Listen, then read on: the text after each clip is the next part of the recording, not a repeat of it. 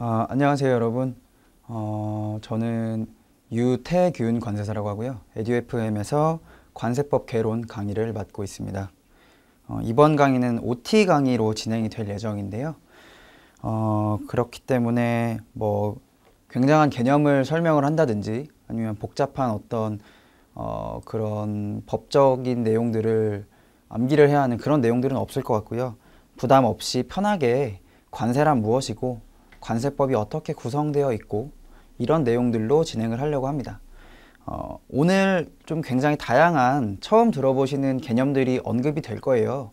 그런 부분들에 대해서 너무 부담 갖지 마시고 어차피 본 강의에 들어가서 제가 해당 부분에서 다시 자세하게 설명을 드릴 거기 때문에 걱정 마시고 편안하게 들어주셨으면 감사하겠습니다. 우선은 저희 시험 같은 경우에 그 관세법 개론을 선택하시는 분들이 많지 않을 수도 있어요. 하지만 만약에 이 강의를 들으시고 관세법 개론을 선택을 하시기로 하셨다면은 저 개인적인 생각으로는 굉장히 잘 하신 선택이라고 생각을 하는 게, 일단은 첫 번째로 시험 합격을 위해서 조정 점수 관련해 가지고 관세법 같은 경우에는 조정 점수 그 비율이 굉장히 좋은 편으로 알고 있습니다. 물론 그 해마다 조금씩 달라질 수 있겠지만 전반적으로 다른 과목에 비해서는 관세법의 조정 점수가 좋은 편으로 제가 알고 있고요. 그 다음으로 이제 저는 이제 직업이 관세사입니다. 그러다 보니까 이제 직접 세관에서 공무원분들, 계장님들, 반장님들 또는 과장님들하고 얼굴을 보면서 일을 하고 또 전화통화도 하고 그런 경우가 굉장히 많은데, 그럴 때 이제 관세법에 대한 지식이 풍부하신 분들이 있고 또 그렇지 못한 분들이 계세요. 그래서 제가 업무를 할 때도 그런 분들하고 좀 잘 아시는 분들하고 일을 하다 보면은 저도 편안하고 상대방과 말도 잘 통하고 그렇기 때문에 어떻게 보면 관세법을 수험생 때 공부를 해두시면은 나중에 좀 본인의 능력을 인정받으시기에 좀 편하지 않을까라는 생각이 조금은 듭니다. 이제 본격적으로 OT를 한번 시작을 해볼게요.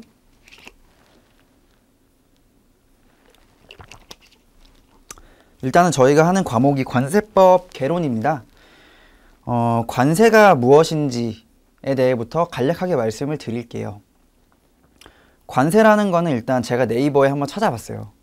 초록창에 한번 검색을 해보니까 우리나라에 반입하거나 우리나라에서 소비 또는 사용하는 외국 물품에 대해서 부가 징수하는 조세라고 사전에서 검색이 되더라고요. 말 그대로 외국 물품이 우리나라에 들어와서 우리나라에서 사용되거나 소비되거나 또는 우리나라에 들어왔다는 그 사실만으로도 수입으로 간주를 하기 때문에 우리는 거기에 대해서 관세라는 세금을 부과하고 있는 겁니다. 근데 이게 우리나라에서는 수입 물품, 그러니까 외국 물품에 대해서만 관세를 부과를 하고 있지만, 종종 이제 간혹 가다가, 물론 별로 없지만 간혹 가다가 수출 물품에 대해서 관세를 부과하는 국가도 있어요. 대표적인 예가 이제 브라질의 커피인데요. 브라질에서는 커피를 수출할 때도 수출 관세를 낸다고 해요. 하지만 우리나라에서는 수출을 장려하는 분위기이기도 하고 또 수입 물품에 대해서 관세법이 훨씬 타이트하게 규정되어 있기 때문에 보통 이제 관세라는 거에 대해서는 수입 물품, 그러니까 외국 물품이 우리나라에 들어올 때에 대해서만 생각을 하시면 될 것 같습니다. 그리고 오늘은 OT 강의이기 때문에 또 법을 딱 두 개만 할 거예요. 법제 1조, 법제 2조 이렇게 두 가지만 진행을 할 예정입니다. 우선 제가 법 1조부터 말씀을 드릴게요. 관세법뿐만 아니라 모든 법에서는 그 1조에서 그 법의 목적을 규정을 하고 있어요. 관세법의 목적 제1조에서는 이렇게 규정이 되어 있습니다. 이 법은 관세의 부과징수 및 관세의 부과징수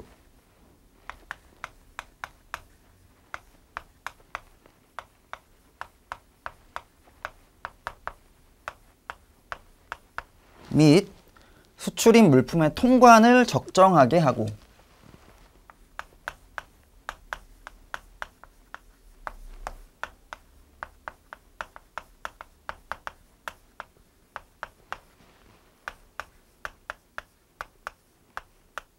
통관을 적정하게 하고 관세 수입을 확보함으로써 국민 경제 발전에 이바지함을 목적으로 한다.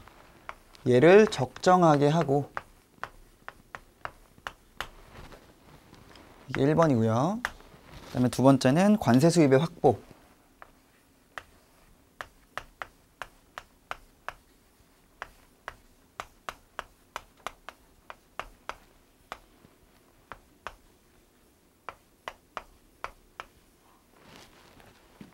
국민 경제 발전에 이바지한다.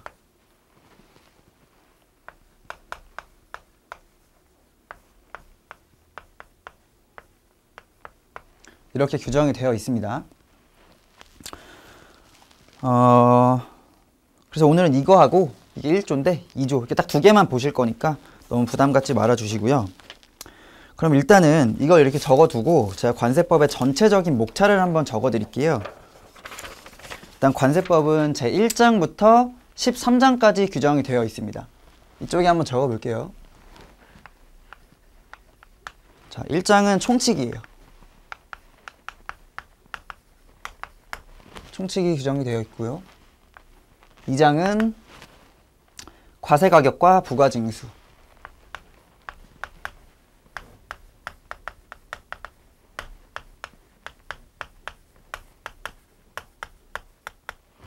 3장은 세율과 품목분류. 세율과 품목분류. 간단하게 HS라고 저희가 줄여서 말하기도 하죠. 그 다음에 4장. 4장은 감면, 환급, 분할납부 이렇게 규정을 하고 있고요. 5장은 납세자의 권리와 불복 절차 이렇게 규정을 하고 있어요.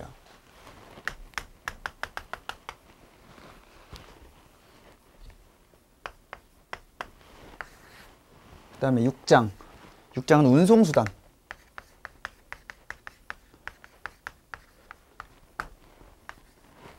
7장은 보세구역.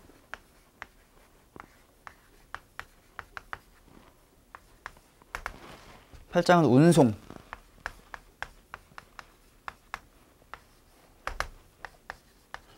9장은 통관. 10장은 세관공무원의 자료 제출. 자료 제출의 요청이죠. 요청. 11장은 벌칙.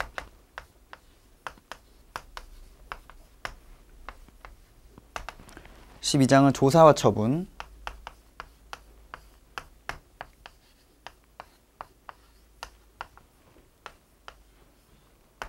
13장은 보칙. 이렇게 구성이 되어 있습니다.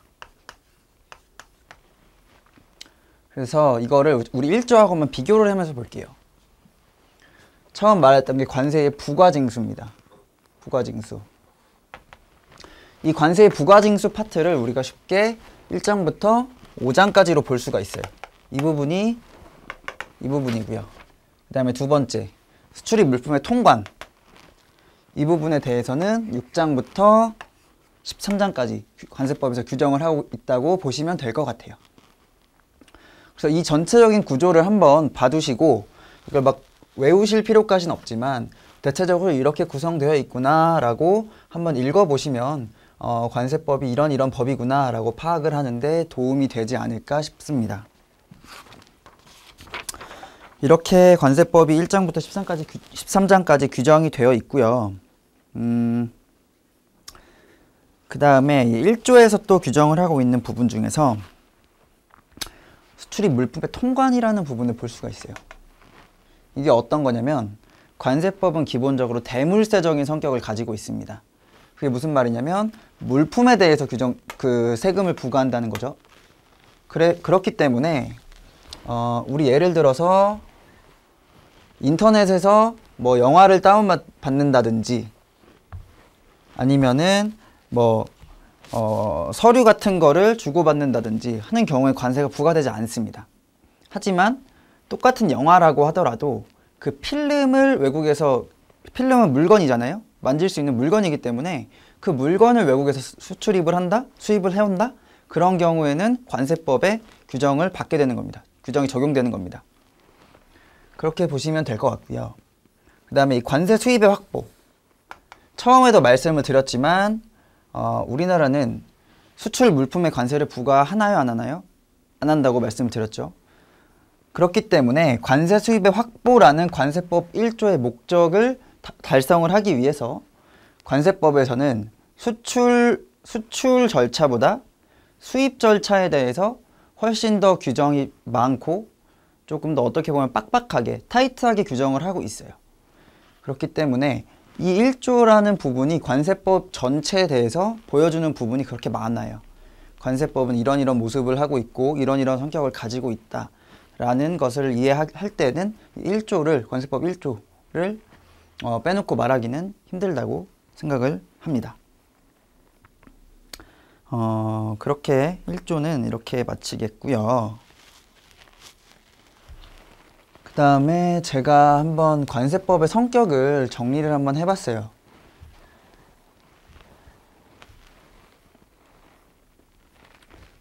일단은 관세법은 세법의 하나이기 때문에 조세법적인 성격을 가지고 있습니다.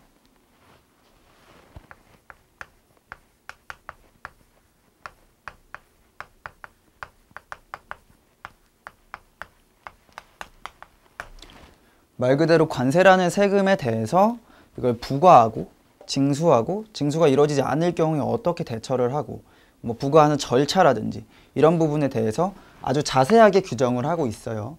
그래서 조세법적 성격을 가지고 있다고 볼 수 있고 그리고 그 다음으로 말씀드리고 싶은 게 동시에 세법이지만 그와 동시에 통관법적인 성격을 가지고 있습니다.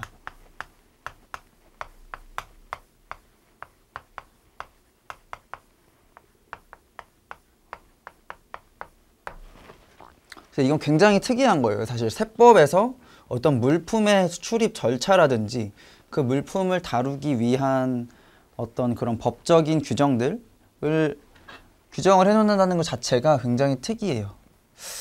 예를 들어서 저희가 뭐 물건을 하나 수입을 한다고 했을 때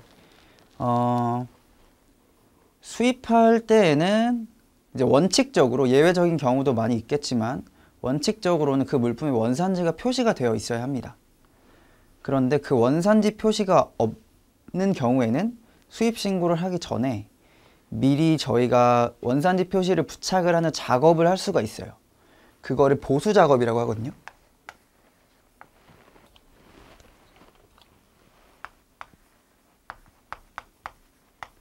보수 작업이라고 하는데 굉장히 단순한 작업 중에 하나예요. 뭐 이렇게 예를 들어 이런 물을 수입해 온다고 하더라도 원산지 표시가 안 돼 있으면 이런 조그마한 스티커 있어요. 뭐 메이드 인 차이나 혹은 뭐 메이드 인 뭐 홍콩은 안 되겠네. 메이드 인 USA 이런 게 있어요. 그런 걸 그냥 여기다 붙이는 굉장히 단순한 작업임에도 불구하고 이 보수 작업을 하기 위한 절차가 굉장히 복잡해요. 뭐 우선은 저희가 신청을 해야 되고요. 이 신청을 할 때 뭐 어떤 재료를 쓸 건지, 그 재료의 가격이 어떻게 되는지, 뭐 재질이 뭔지 이런 걸 다 기입을 하고 보수 작업을 왜 하는지 굉장히 저희가 빽빽하게 신청서를 써서 신청을 하면 여기서 접수가 나요.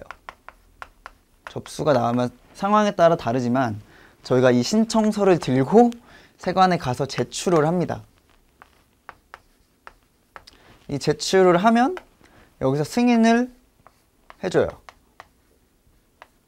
승인해주면 작업을 하겠죠? 스티커를 부착을 하겠죠? 작업을 하고 완료 보고를 또 해야 돼요. 그러니까 정말 그 스티커 하나 붙이는 단순한 작업임에도 이렇게 복잡한 절차를 거쳐야 합니다. 그래서 이런 절차를 규정하는 게 어디다? 관세법의 통관법적 성격을 볼 수 있는 거다. 그래서 사실 세법임에도 불구하고 이런 복잡한 절차, 물품에 대해서 해당 물품, 수출입 물품에 대한 복잡한 규정을 하고 있기 때문에 굉장히 특이한 성격이라고 볼 수가 있어요. 이 두 개가 공존한다는 것 자체가. 그 다음에 또 하나의 성격으로는 형사법적 성격이 있습니다.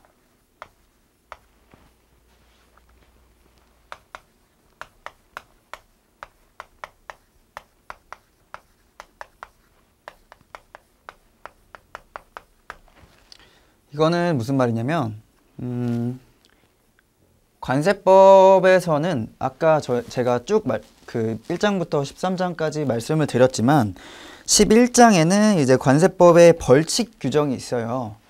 거기에는 어떤 규정이 있냐면 이런 죄를 저질렀을 때는 이렇게 처벌을 한다. 이런 죄는 이렇게 처리를 한다. 이런 형벌을 내린다. 라는 규정이 다 있어요.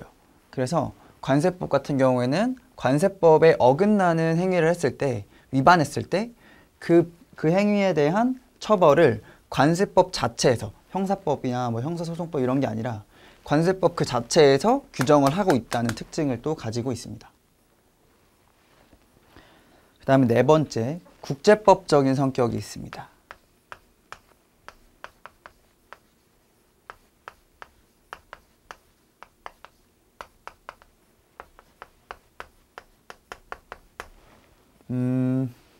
이게 뭐냐면 이제 관세법은 기본적으로 무역하고 관련되어 있지 않습니까?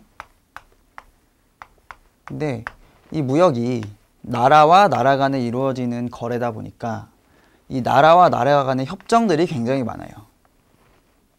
가장 쉽게 떠오르는 게 뭐 FTA 같은 거죠. 물론 FTA는 이제 관세법의 적용을 받지는 않고 FTA 특례법이라고 별도의 법률이 있긴 합니다. 그렇지만 관세법과 아주 밀접한 관련이 있기 때문에 말씀을 드린 FTA 같은 경우, 아니면은 아마 조금 이 관세 쪽에 관심이 있으신 분들은 들어보셨을 법한 게 우리 HS 코드라는 게 있어요. 이게 뭐냐면 이제 무역거래 대상이 되는 모든 물품에 일정 번호를 부여를 하는 거예요. 일정 번호를 부여를 해서 뭐 언어의 상위라든지 상관습의 상위를 최대한 줄이고자 그 숫자로서 얘기를 하는 거죠, 우리가. 예를 들어서 이런 분필 같은 경우에는 주로 96으로 시작하는 숫자가 부여돼요. 이런 식으로 얘기를 하는 거죠. 근데 이 HS 코드 같은 경우에도 이 WCO라는 기구가 있어요. 세계 관세기구라는 기구인데 여기서 6자리까지 세계 공용으로 규정을 해놨습니다. 그래서 우리나라에서는 이 6자리의 그 코드를 국내법에 반영을 한 거죠. 그래서 아마 관세법이 이만큼이 있으면 관세법 별표라고 해가지고 그 뒤에 또 이만큼이 또 붙어 있어요. 그걸 이제 펴서 읽어보면은 이런 말씀드린 숫자 덩어리들, 코드들 10자리, 우리나라는 10자리로 규정을 하고 있는데 뭐 0101에 뭐뭐부터 해가지고 9706에 뭐뭐뭐뭐까지 이만큼 되는 게 있고 그 물품마다 세율이 별도로 정해져 있어요. 그래가지고 결국엔 이것도 다 WCO에서 제정한 HS 코드를 반영을 했다라는 게 이 국제법적 성격이 드러나는 한 부분이 되겠고요. 그 다음에 이거 말고도 뭐 지식재산권 보호에 관한 협정이 있죠. 트립스라고 보통 부르는데 이것도 이제 저희가 우리나라에도 이 조약에 가입을 해서 이 내용을 이제 9장 통관에다가 관세법 9장에 국내법으로 이제 제정을 해놨죠. 해당 내용을.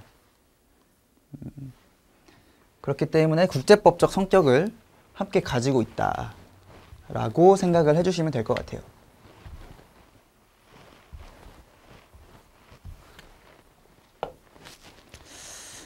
그 다음에 또 통칙법적 성격이라는 게 있습니다.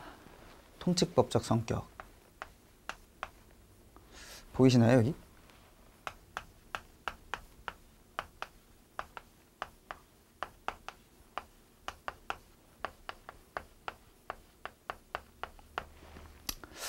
이거는 어떤 의미가 되겠냐면 보통 우리가 세금을 조세를 구분을 할 때 국세가 있고요. 지방세가 있습니다.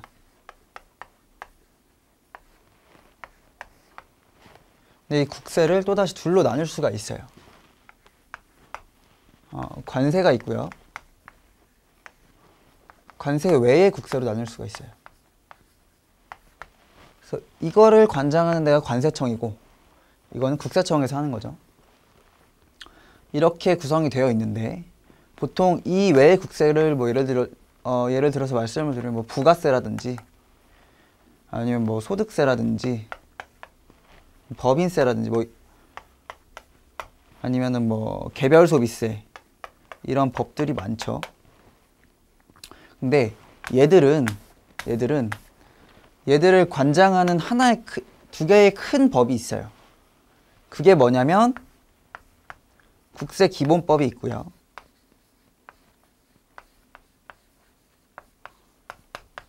그 다음에 국세징수법이 있어요.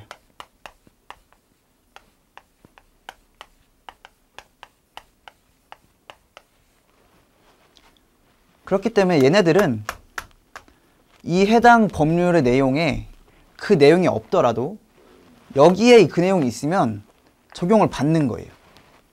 그러니까 얘네는 얘네의 밑에 있는 법인 거죠. 이거는 기본 전제로 깔고 가는 세법들이다 라고 보시면 되는데 관세법 같은 경우에는 얘네의 영향을 받지 않고 그 법률 조항 내용 속에 이 내용을 다 포함을 하고 있어요. 이 국세기본법, 국세징수법 내용들이 이 관세법의 개념에 맞춰서 조금씩 워딩만 바뀌어서 이 내용이 다 녹아들어 있습니다. 그렇기 때문에 그 자체로서 통칙법적인 성격을 가지는 거예요. 부가세, 소득세, 법인세 이런 애들하고 다르게 이 통칙법적인 내용을 그 자체로서 규정이 되어 있다라고 생각을 하시면 될 것 같습니다. 그래서 아까 제가 이거 강의하기 전에 그 강대원 회계사님이라고 그 세법개론 강의하시는 회계사님이 계세요. 그분 설명하실 때 이 내용 뭔가 되게 익숙한 내용들이 귀에 들린다 싶어서 여쭤봤더니 이 국세기본법, 국세징수법 내용이더라고요. 그래서 이 내용들이 관세법에 다 그대로 녹아들어 있다. 그래서 통칙법적인 성격을 가지고 있다라고 생각을 하시면 될 것 같습니다. 그리고 또 한 가지 특징이 관세법은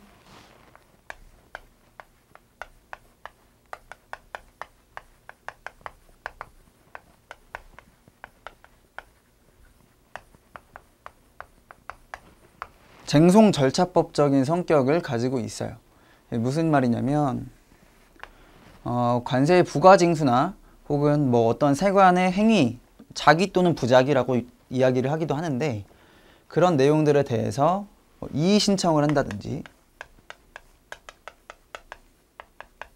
아니면 심사 청구 혹은 심판 청구 이런 행정 쟁송들이라고 하죠. 행정 심판들. 이런 내용들의 절차를 그 자체에 또 규정을 하고 있어요. 이게 관세법 5장에 규정되어 있는 내용들인데 그 자체적으로 이 내용들을 절차를 규정을 하고 있다. 그렇기 때문에 쟁송 절차법적인 성격을 가지고 있다라고 말씀을 드릴 수 있겠습니다. 그래서 막 저 이제 공부할 때는 이거 막 따서 외웠어요. 조통형 국통쟁 이렇게 해서 외웠는데 이게 이제 시험에 나오는 부분들은 아니고 굳이 외우실 필요까지는 없고 그냥 관세법은 이런 법이다 라고 이해를 하시는데 조금 더 도움이 되셨으면 좋겠습니다. 이해가 되셨으면 뭐 외우거나 그럴 필요는 없고 그냥 이해하고 넘어가시면 되는 부분들입니다. 네, 그렇게 하겠고요. 그 다음에 이제 말씀을 드리고 싶은 부분이 또 하나 있는데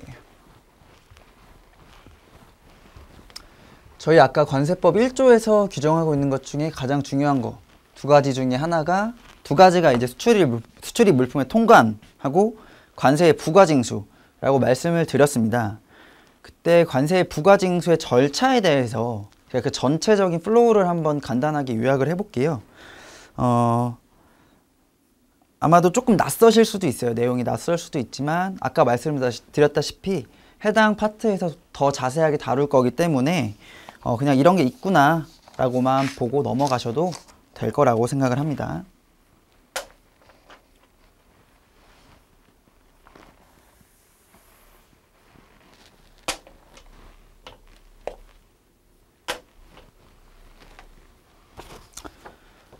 관세 부과징수의 절차에 대해서 간단하게 설명을 해드릴게요.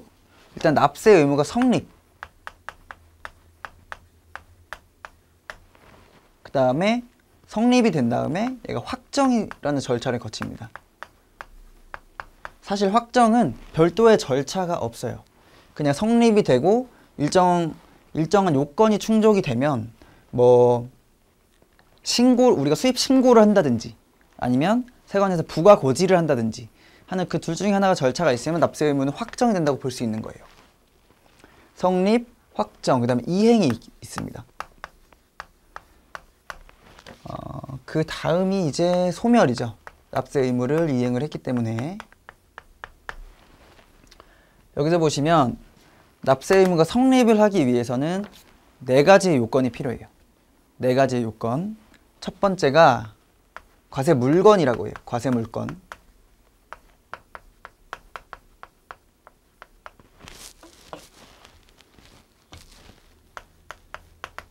과세 물건이 뭐냐? 과세를 하는 그 대상이 무엇이냐라는 뜻인데요. 아까 처음에도 말씀드렸듯이 우리나라의 관세법에서는 수입 물품에 대해서 관세를 부과하고 있습니다. 그렇기 때문에 과세 물건, 관세법에서의 과세 물건은 뭐다? 수입 물품이다 라고 생각을 하시면 될 것 같고요. 그 다음 이제 납세 의무자.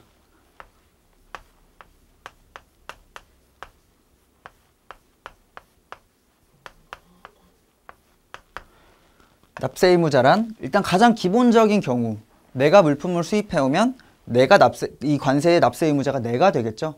그렇기 때문에 기본적으로는 수입자 또는 앞으로 이제 화주라는 말을 많이 들으실 거예요. 물건의 주인이다. 그래서 화주라고 통상 많이 지칭을 하는데요. 납세 의무자는 그 수입 물품의 화주다라고 생각을 하시면 될 것 같긴 합니다. 일반적인 경우엔 그렇고요. 보통 이제 그 예외적인 경우를 많이 그 납세 의무자 쪽 규정에 가면은 나열을 쭉 해놓고 이럴 땐 얘가 화주다, 이럴 땐 얘가 납세자다 라고 규정을 해놓고 있기 때문에 그건 해당 부분에 가서 조금 더 자세하게 보도록 하겠습니다. 세 번째 요건은 이제 과세 가격이라고 합니다. 과세 가격이라고 해서 이제 아마 내국세 쪽에서는 이거를 과세 표준이라고 표현을 많이 할 거예요. 그래서 이 과세 가격이 뭐냐면 우리가 관세액을 산출을 할 때 보통 이 과세 가격 여기다가 관세율을 곱합니다.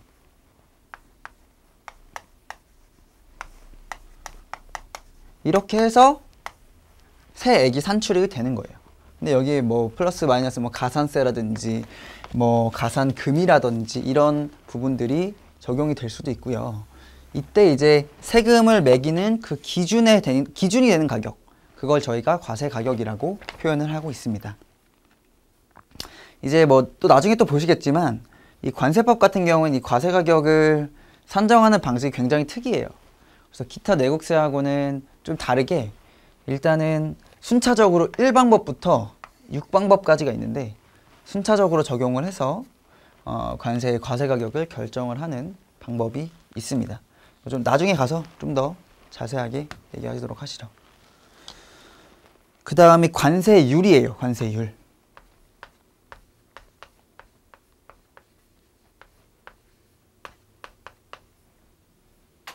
관세율이에요. 아까 말씀드렸다시피 관세법이 있고 관세법 별표에 이제 HS 코드가 쭉 나열이 되어 있고 그 물품마다 관세율이 다르다고 말씀을 드렸었죠. 그 관세율이 이 관세율입니다. 그래서 이렇게 4가지 요건이 갖춰지면 얘는 자동적으로 성립이에요. 어떤 절차가 필요하지 않고 수입 물품이 존재하고 납세 의무자는 존재하겠죠. 수입 물품이 들어왔으니까. 그리고 과세 가격이 있고 관세율이 있다. 이게 존재하면 자동적으로 납세 의무가 성립을 합니다. 성립. 그렇기 때문에 납세 의무, 네 가지 과세 요건이 존재하는 그 순간 납세 의무는 성립이 된다고 보시면 됩니다. 그 다음에 납세 의무의 확정인데요. 간단하게 말씀을 드리면 납세 의무의 확정은 너 이만큼의 세액을 내 라고 확정을 하는 거예요. 그러니까 여기서의 대사는 이거죠. 여기서의 대사는 너 관세 내야 돼 라는 게 이 단계에서의 듣는 말이죠. 듣는 말인데 2단계 확정 단계에서는 당신 이만큼의 관세를 내세요 라고 말씀을 드리는 게 이 확정 단계라고 생각을 하시면 됩니다. 기본적으로 관세의 확정 방식에는 두 가지가 있어요. 위에다 써야겠네. 일단 확정 방식으로는 신고 납부의 경우가 있고요. 그 다음에 부가고지, 이렇게 두 가지 방법이 있습니다. 이게 원칙이고요. 이게 예외예요.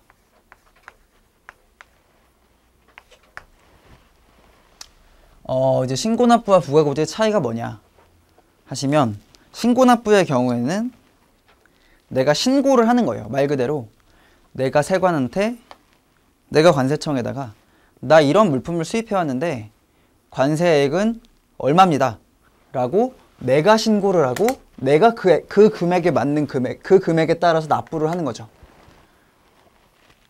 그리고 부가고지의 경우에는 세관에서 직접 저한테 말을 하는 거예요. 당신 이런 물품을 수입을 하셨는데 관세액은 이만큼이다 라고 세관에서 말을 하는 겁니다. 딱 잘라 말을 하면 확정 주체가 다른 거죠. 근데 그럼에도 불구하고 왜 신고납부, 왜 이걸 원칙으로 두느냐. 아니 내가 신고하고 내가 납부를 하면 그냥 세금 적다, 내 뭐 100만 원짜리인데 10만 원이다 이렇게 말하고 가져올 수 있는 거지 않습니까? 그럼에도 불구하고 왜 이걸 원칙으로 잡았느냐. 통관 절차는 신속 통관이 굉장히 중요해요. 특히 우리나라 같은 경우에는 원재료를 수입을 해서 가공을 해가지고 수출을 하는 형태의 경제가 굉장히 제조업이 많이 발달이 되어 있기 때문에 신고납부를 하면서 이 부가고지를 하려면 세관이 시간이 오래 걸립니다. 이 물품이 어떤 거고 이걸 하나하나 다 과세를 하고 과세 가격을 설정을 하고 관세율을 찾고 또 내라고 고지를 하고 그 시간이 굉장히 오래 걸리기 때문에 화주 당신이 직접 신고하고 직접 납부하세요. 그렇게 하면 빨리 가져갈 수 있으니까. 물론 이거에 대해서 이제 다 뭐 적게 신고를 한다든지 아니면은 세액을 뭐 과소 신고를 한다든지 이런 거에 대해서는 충분히 다 대책이 마련이 법적으로는 되어 있습니다. 그렇기 때문에 얘를 원칙으로 삼고 있는 거죠. 그 다음에는 이제 세액을 심사를 해요. 확정 단계에서 세액 심사를 하는데 여기서도 역시 사전 심사가 있고 사후 심사가 있어요. 이 사전과 사후의 차이는 뭐냐면 이 수입신고 수리를 기초로 합니다. 수입신고 되기 전에 이 세액을 심사를 하느냐, 수입신고가 되고 나서 이 세액을 심사를 하느냐. 심사를 하는 건 이제 하나하나 따져보는 거죠. 그 물품의 가격이나 관세의 세액이나 이런 게 올바르게 정직하게 신고를 했는지라는 걸 심사를 하는 건데, 이것도 역시 사후가 원칙이에요. 일단 물건 먼저 내보내고 그리고 나서 네가 신고한 거 심사할게 라는 게 원칙입니다. 그 이유도 역시 동일합니다. 신속통관을 목적으로 하기 때문이죠. 여기까지가 이제 확정 단계인데요. 말씀드렸듯이 성립과 확정은 얘는 굉장히 소극적인 단계라고 보시면 돼요. 그냥 네 가지 요건이 존재하면 자동적으로 성립이 되는 거고, 확정은 이런 행위를 거치는 겁니다. 이렇게 이해하셨으면 될 것 같고요. 이행. 이제 이 이행 단계에는 가장 기본적으로 납부가 있겠고요. 납부는 뭐 말 그대로 그 관세액을 납부를 하는 거죠. 납부를 하면 소멸이 되고, 아니면 납부를 하지 않은 경우에는 뭐 체납 처분이 들어갈 수도 있어요. 예를 들자면 뭐 납세자의 일반 재산을 매각을 한다든지 아니면 그 해당 수입 물품을 매각을 해서 그걸로 관세에 충당한다든지 이런 어떤 절차들을 통해서 다 이행을 할 수가 있습니다. 이행을 하고 나면 납세 의무가 소멸이 되고요. 이렇게 성립, 확정, 이행, 소멸 이 네 가지 단계를 기억을 해주셨으면 좋겠습니다. 여기까지가 이제 부가징수의 전반적인 흐름을 말씀을 드린 거고요. 그 다음에 이제 법제 2조를 한번 보겠습니다. 법제 2조는 내용이 조금 있어요. 제가 판서를 하기는 힘들 것 같아서 아마 유인물을 받으셨을 거라고 생각을 하는데,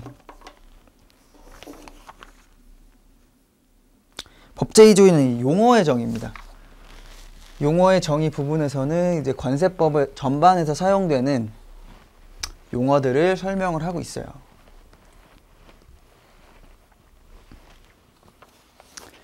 여기서 좀 중요한 거 위주로 보겠습니다. 일단 1번에 수입이 제일 먼저 나오네요. 수입이란 외국 물품을 우리나라에 반입, 괄호치고 이 괄호 부분이 굉장히 중요해요.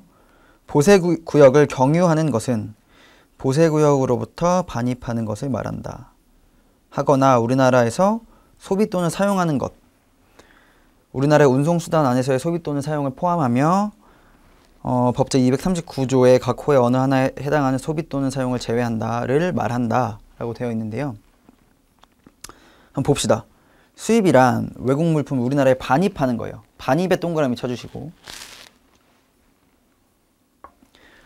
하거나 괄호는 일단 넘기고 우리나라에서 소비 또는 사용하는 것, 소비 사용에 동그라미 쳐주세요. 결국에는 이 문장을 좀 간략하게 말씀을 드리면 수입이란 우리나라에 반입하거나 우리나라에서 소비 사용하는 것을 수입이라고 말합니다.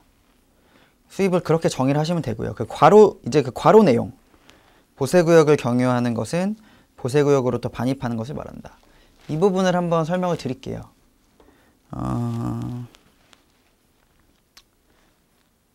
자, 관세는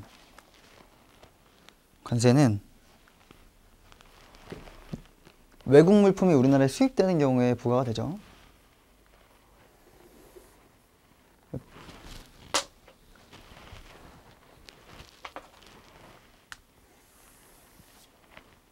이건 국경선이에요. 여기 이제 외국이고 여기 우리나라입니다. 여기는 바다예요. 바다. 물고기가 살고 있는 바다. 그래서 원칙적으로 배가 들어오죠. 무역선이 들어옵니다. 무역선이 들어와서 여기다가 물건을 양화를 하는 그 순간에 관세가 부과가 돼야 돼요. 양화. 이때 관세가 부과가 돼야죠. 왜냐면 우리나라에 반입하는 거니까. 우리나라에 반입하는 거는 수입에 해당이 되잖아요. 수입에 우리나라의 반입을 포함하기 때문에 그 시점에 관세가 부과가 되어야 합니다.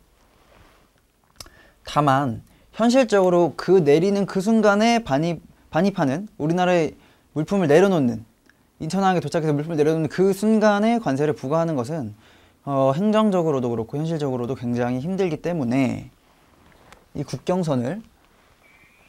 국경선이라는 개념을 없애고요. 아까 이게 국경선이었죠. 국경선. 이거를 우리가 관세선이라는 개념을 따로 만들어요. 관세선.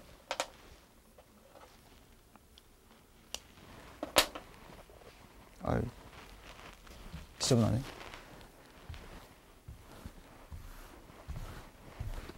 관세선이라는 개념을 따로 만들어서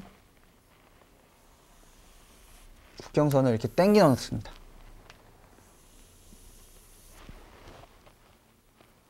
이렇게 지정을 해두고 이 안을 이름을 붙였어요.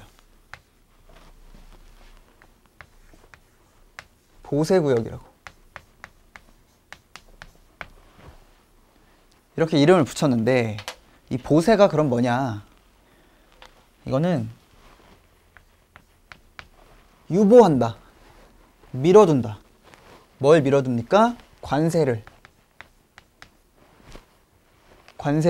밀어두는 지역인 거예요. 그러니까 국경선에 따르면, 여기니까 국경선은, 여기에 따르면 여기는 우리나라가 맞아요. 근데 관세선의 개념으로서 어떤 가상의 한계를 설정을 해두는 거예요. 가상의 경계선을 이만큼 당겨 놓는 거예요. 이만큼 당겨두고, 그래, 여기는 우리나라긴 한데 관세를 유보하는 구역으로 하자. 여기는 아직 우리나라로 안 칠게. 여기는 아직 우리나라가 아니야. 여기는 우리나라로 안 칠 테니까 여기에 내려놓는 거는 관세가 부과된다, 안 된다? 부과되지 않는다. 그럼 언제 부과된다? 이 관세선을 넘을 때, 이때 관세를 부과하겠다. 그래서 배가 와서 물건을 양화를 해두고 너네 필요한 절차 있으면 여기서 다 해. 원산지 표시도 하고 수입신고도 하고 여기서 다 하고, 여기서 나갈 때 내가 관세를 받을게 라는 가상의 국경선을 만들어 놓은 거예요. 관세선이라는 이름을 붙여서 이 선을 관세선이라고 저희가 부르고, 이 구역을 뭐라고 한다? 보세구역이라고 한다. 그렇기 때문에 아까 수입의 정의를 다시 보시면, 우리나라의 반입 괄호치고 보세구역을 경유하는 것은 보세구역으로부터 반입하는 것을 말한다. 보세구역을 경유하는 경우에는 보세구역에서 우리나라에 반입하는 것을 말한다. 이때 관세를 부과하겠다 라는 개념을 이 괄호 안에서 표현을 하고 있는 겁니다. 그렇게 생각을 하시면 되겠고요. 그 다음에 수출의 정의 한번 볼게요. 수출이란 내국 물품을 외국으로 반출하는 것을 말한다. 반송이란 국내에 도착한 외국 물품이 수입 통관 절차를 거치지 아니하고 다시 외국으로 반출되는 것을 말한다. 지금 저희가 수입, 수출, 반송 이렇게 세 가지를 봤죠? 그러면은 13번의 통관 한번 볼게요. 통관. 13번의 통관 쪽으로 넘어가셔서 잠깐 보시면, 통관이란 이 법에 따른 절차를 이행하여 물품을 수출, 수입, 반송하는 것을 말한다. 즉 1번부터 3번까지의 규정이 되어 있는 수입, 수출, 반송, 이렇게 세 가지를 뭐라고 한다? 이렇게 세 가지를 통관이라고 한다 라고 이해를 해주시면 될 것 같습니다. 수출은 똑같아요. 똑같은 개념입니다.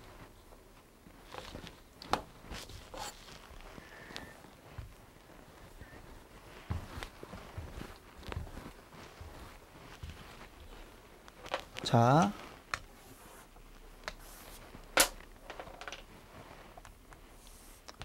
보세구역 있죠? 수출은 이렇게 나가는 게 수출이에요. 이게 수출이고, 수입은 뭐였죠? 이렇게 들어오는 게 수입이었죠. 그럼 반송은 뭘까요? 반송을 한번 봅시다. 국내에 도착한 외국 물품이 수입 통관 절차를 거치지 아니하고 외국으로 반출되는 것을 말한다. 이건 뭐냐면, 중국에서 들어왔어요. 여기 들어왔어. 들어왔는데 여기서 뭘 했을 수도 있고 안 했을 수도 있고, 이 안으로 들어오지 않고 다시 이렇게 나가는 거야. 미국으로 다시 나가는 거야. 중국에서 인천항에 있는 보세구역에 들어왔다가 미국으로 다시 수출되는 경우예요. 그럼 이런 경우는 언제가 있느냐, 언제 반송이라고 볼 수 있느냐, 대표적인 예로는 중개무역 같은 게 있죠.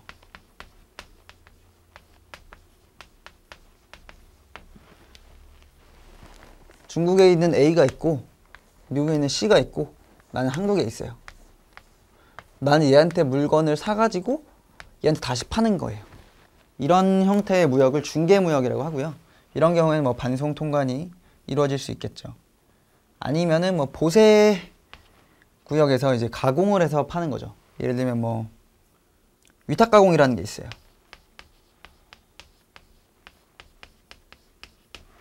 이런 게 이제 원재료를 들여와서 이 안에서 이제 이 안에 공장이 이 안에 있는 거예요. 보세 공장이라고 하는데, 이 안에서 가공을 해가지고 완제품을 파는 거죠. 이런 형태를 이제 반송이라고 말을 할 수 있겠습니다. 그 다음에 이제 뭐 쭉쭉 읽어 보시고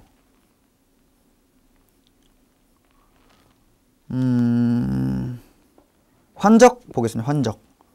환적이란 동일한 세관의 관할 구역에서 입국 또는 입항하는 운송수단에서 출국 또는 출항하는 운송수단으로 물품을 옮겨 싣는 것을 말한다. 그쵸? 그러니까 들어오는 배에서 들어오는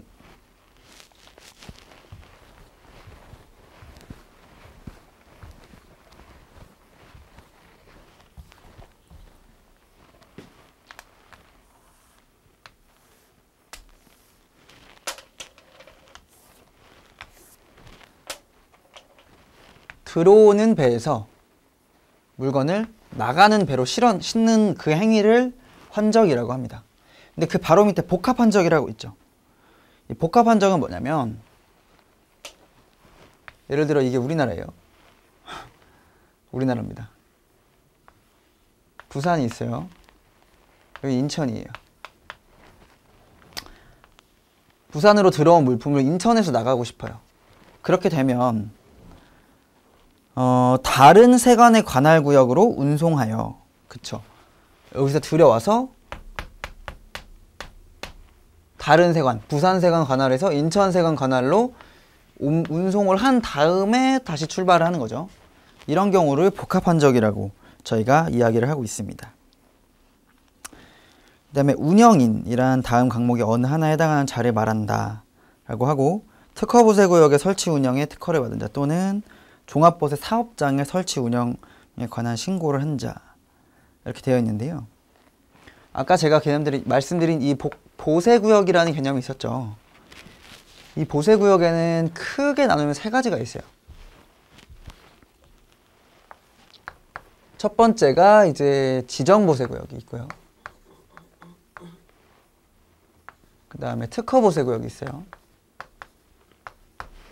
그 다음 세 번째는 종합보세구역이라고 있습니다.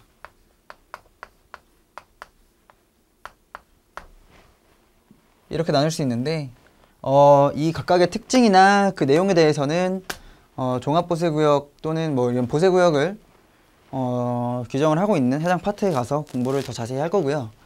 여기서 이제 말씀드리고 싶은 거는 이 지정보세구역 같은 경우에는 굉장히 공적인 차원의 구역이에요. 그래서 나라에서 관리를 한다거나 혹은 뭐 공사라든지 이런 쪽에서 관리를 하는 경우가 많아요. 근데 이 특허보세구역은 사인이라고 하죠. 민간에서 관리를 할 수가 있어요. 내가 그냥 특허보세구역에서 뭐 보세 창고 사업을 하고 싶다 할 수 있는 겁니다. 그렇기 때문에 여기서 특허보세구역에 대한 설치 운영의 특허를 받거나 종합보세 사업장에 대한 신고를 한 자, 특허는 특허를 받는 거고요. 얘는 신고를 하는 거예요. 이걸 한 자들은 뭐라고 한다? 운영인에 의해서 운영이 되는 거다. 그때 가서 또 한 번 설명을 드리겠지만 이건 사의 영역, 여기는 공의 영역, 이렇게 간단하게 생각을 하셔도 될 것 같습니다. 이렇게 오늘 이제 관세법 1조하고요 2조의 내용을 통해서 OT 강의를 진행을 해봤는데 물론 이제 그 어휘들이 조금 생소하셨을 수도 있을 것 같아요.